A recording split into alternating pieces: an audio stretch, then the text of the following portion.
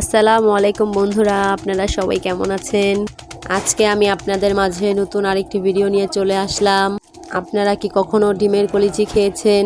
যদি বন্ধুরা আপনারা না খেয়ে থাকেন এই ডিমের রেসিপিটা, তো আমার সাথে এই ভিডিওটা দেখেন আমি কিভাবে ডিমের কলিজি বানাই। এটা বানাতে বেশি কিছু লাগে না, সামান্য একটা কুরকুরে চিপস আর 2টা ডিম হলেই হবে। তাহলেই তৈরি হয়ে যাবে সুস্বাদু ডিমের কলিজির রেসিপি।